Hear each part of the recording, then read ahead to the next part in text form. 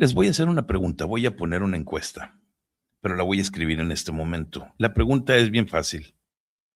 ¿México ya es Venezuela? La opción 1 va a decir sí y la opción 2 va a ser no. Y por favor, les encargo que me respondan. Ahí está la encuesta. Es bien sencilla. ¿México ya es Venezuela? Pongan 1, nada más pongan 1 en el chat en el que se encuentren. Pongan 1, sí, sí, y pongan 2, si no.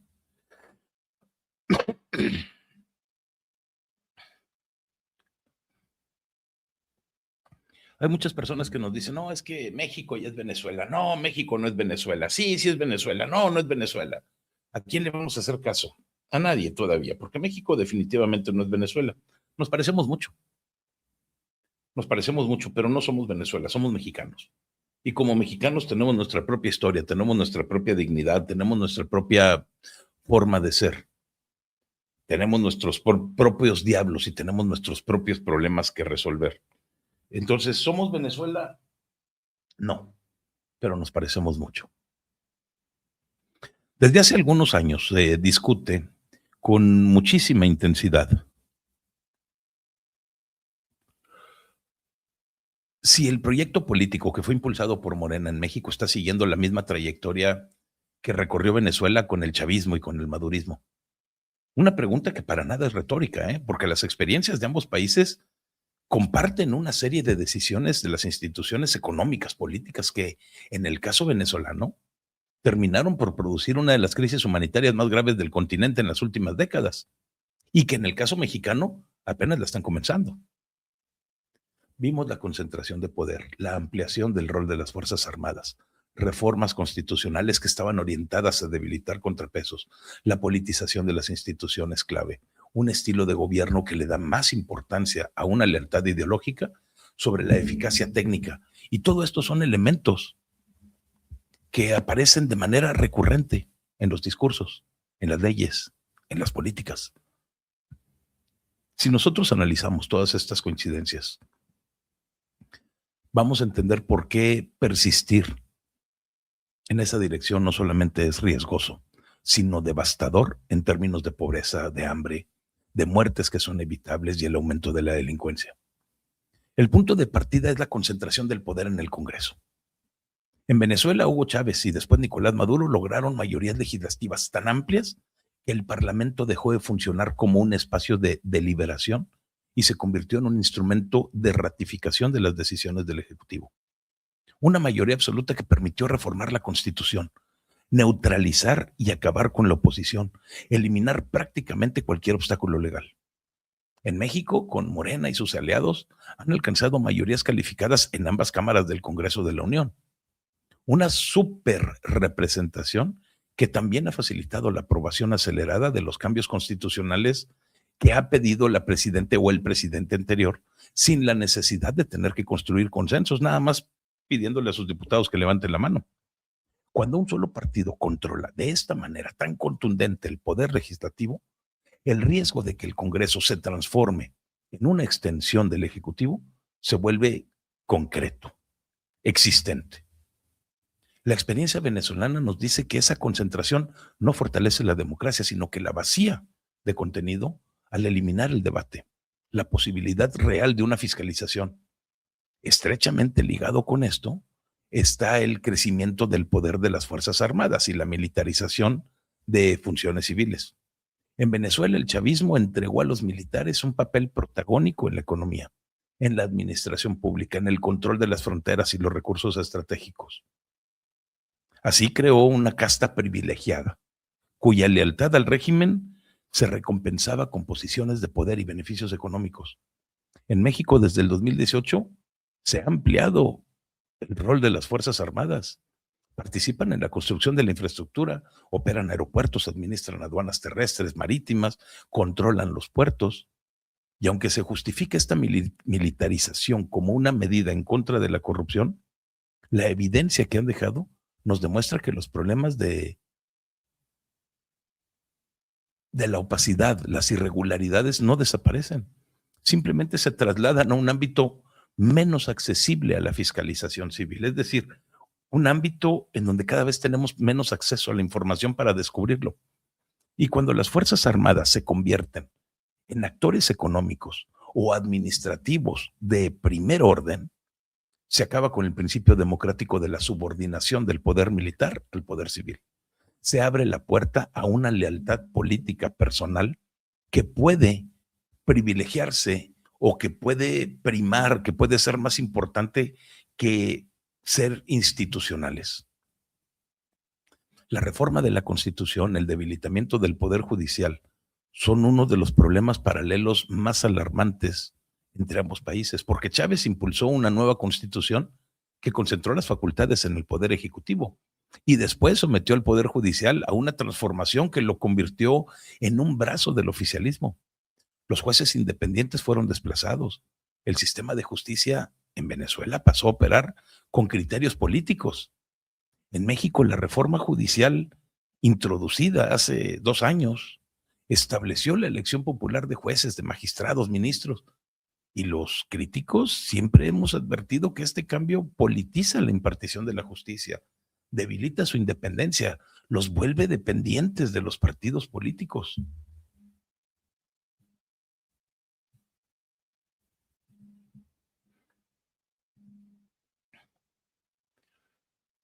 Cualquiera de estos juzgadores, ministros, jueces, magistrados, se pueden ver incentivados, corrompidos a tomar decisiones que estén orientadas más hacia la popularidad electoral en lugar de aplicar estrictamente la ley. Y un poder judicial que sea capturado o que esté politizado excesivamente, como ha ocurrido en Venezuela, facilita que se pueda perseguir de manera selectiva a la oposición, como en el caso de Ernesto Rufo, que tuvieron que buscar una juez del acordeón para que pudiera emitir una orden de arresto porque el otro juez no quería.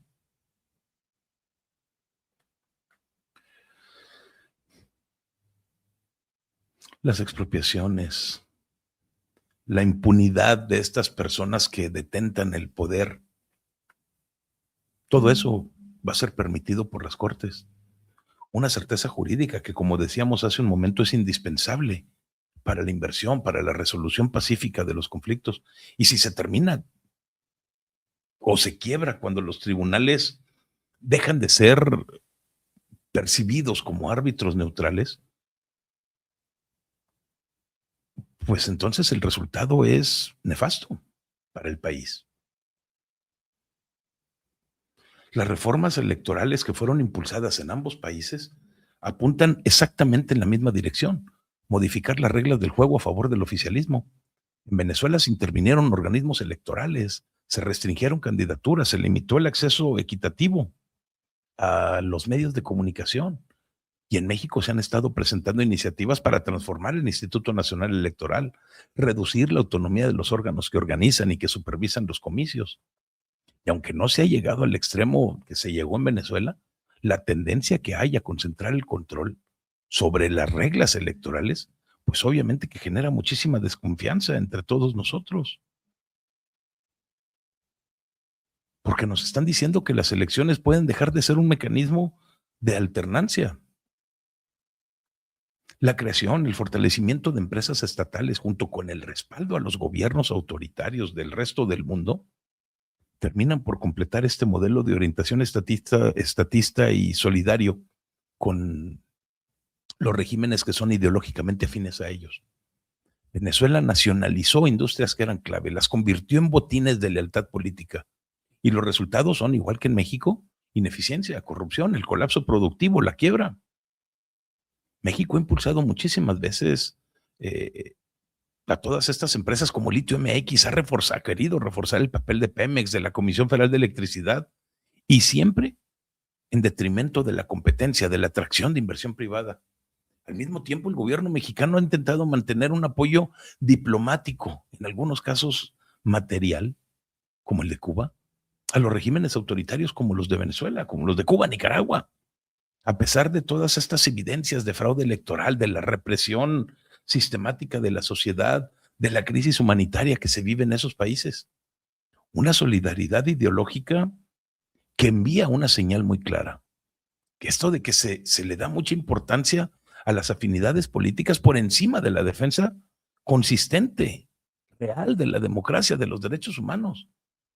La politización de la educación, los señalamientos de los vínculos con el narcotráfico, el deterioro de la economía, la reducción del peso de la clase media, una clase media que en México está ya desapareciendo, el impacto sobre las pequeñas y las medianas empresas, son efectos que vienen ocurriendo al mismo tiempo o son consecuencia directa de estas políticas. En Venezuela, la educación se transformó en un vehículo de adoctrinamiento. La economía colapsó por todos los controles de los precios que quisieron imponer, por las expropiaciones, por una gestión pésima de los recursos. La clase media se empobreció totalmente o se cambió de lugar, se emigró. Las pymes desaparecieron con las regulaciones que impuso el gobierno, con la escasez crónica. En México, los cambios en los planes de estudio han sido cuestionados por introducir los contenidos ideológicos en la nueva escuela mexicana. La economía está mostrando un crecimiento o decrecimiento insuficiente y una mayor volatilidad de la clase media, que está enfrentando presiones por el estancamiento del poder adquisitivo, y muchas pequeñas y medianas empresas están desapareciendo cuando no reportan dificultades ante la incertidumbre regulatoria, el avance de la informalidad o la incertidumbre jurídica. Aunque México todavía no tiene una hiperinflación como Venezuela, la inclinación a privilegiar el control del Estado sobre la productividad, sobre la certeza jurídica, genera riesgos a largo plazo. El punto más extremo de lo que está ocurriendo de manera similar, la persecución de los opositores, se materializó plenamente en Venezuela a través de cárcel, del exilio forzado, de la tortura, asesinatos a las personas que les importaban. En México, aunque no hemos llegado todavía a ese nivel de represión tan abierta y generalizada, existen denuncias del uso de la fiscalía, el hostigamiento mediático, desde el poder, desde las mañaneras, a través de estas granjas de bots. Hay muchas presiones sobre los periodistas, sobre los activistas, figuras que son opositoras. Y convertir esas prácticas en una política de Estado sería ya el paso definitivo hacia un régimen autoritario. Digo, pero ¿por qué seguir esa ruta si no es bueno? Pues bueno, porque las consecuencias de Venezuela están documentadas, con mucha crudeza, la verdad. La pobreza extrema se disparó hasta alcanzar a la gran mayoría de la población. Millones de personas cayeron por debajo de la línea de subsistencia. Millones de personas dejaron de ganar incluso el salario mínimo. El hambre se volvió una realidad. La escasez de los alimentos básicos, los medicamentos, provocó una crisis humanitaria enorme que obligó a más de 7 millones de venezolanos a salir de su país. Las muertes que fueron evitables por desnutrición, falta de atención médica, violencia, se contaron por decenas de miles. ¿Y saben qué es lo peor? Que la gente lo normalizó. Lo normalizó incluso cuando la delincuencia explotó de manera dramática. Las tasas de homicidios se elevaron a niveles entre los más altos del mundo. Los grupos armados, las organizaciones criminales se volvieron más fuertes en un estado que estaba débil. La inseguridad se convirtió en el principal problema de todos los días de la población. El colapso de las instituciones generó un círculo vicioso de menos inversión, menos empleo formal, mayor informalidad, más violencia. ¿Les suena parecido? ¿No les suena conocido a ustedes? Porque a mí me suena idéntico a lo que estamos viendo en México, aunque todavía no tenemos una hiperinflación. México todavía no se encuentra exactamente en esa situación. La economía es considerablemente más grande, más diversificada, mantiene algunos tratados comerciales vigentes, cuenta con una clase empresarial activa, con una sociedad civil que sigue ejerciendo presión. Pero las similitudes en materia de concentración de poder, la militarización de las funciones civiles, el debilitamiento de los contrapesos judiciales, la politización de la educación, el respaldo a los autoritarismos, no son casuales. Cada uno de estos elementos termina con la confianza de los ciudadanos, desalienta la inversión productiva, prepara el terreno para un deterioro que alguna vez iniciado es muy difícil revertir. La lección histórica que nos deja Venezuela debiera de ser contundente para todos los mexicanos.